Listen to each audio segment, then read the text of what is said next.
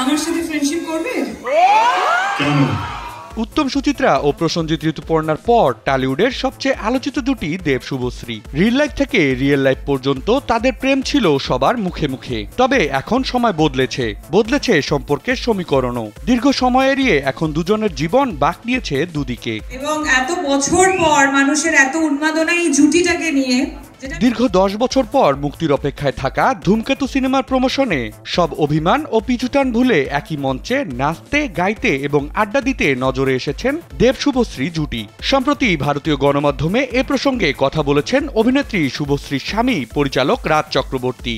এরপরই প্রাক্তন এই প্রেমিক দম্পতিকে নিয়ে আলোচনা আরও জোরদার হয় এবং নেটিজেনদের মনে নানামুখী প্রশ্ন ডানা মেলে। ভারতীয় এক গণমাধ্যমের সাক্ষাৎকারে দেব শুভশ্রী অভিনীত ধূমকেতু সিনেমাকে কেন্দ্র করে প্রশ্ন করা হয় রাজ চক্রবর্তীকে।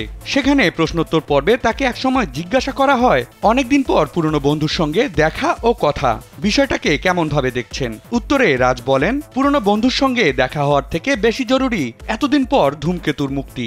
একটা জুটি আবারও ফিরছে, এটা অনেক বড় ব্যাপার। পুরনো বন্ধুত্বের কথা ওদের মাথায় ছিল কিনা তা জানি না। ওদের কাছে তার থেকেও বেশি গুরুত্বপূর্ণ অনেকদিন পর তারা একটা জায়গায় আসছে, সেটা যেন সফল হয়, এটাই স্বাভাবিক।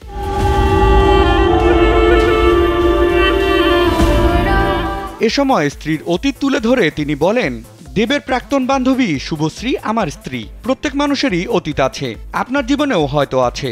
সেটা নিয়ে কথা বললে কি আপনার ভালো লাগবে? মানুষের অতীত নিয়ে কথা বলা উচিত নয়, এটা কোনো অপরাধ নয়। তার মধ্যে অনেক স্মৃতি আছে, অনেক ইতিবাচক দিক রয়েছে। এটা আছে বলেই হয়তো এই অনুষ্ঠান এত সুন্দর, এত সফল। আমি একে সম্মান করি, ঈর্ষা করি না।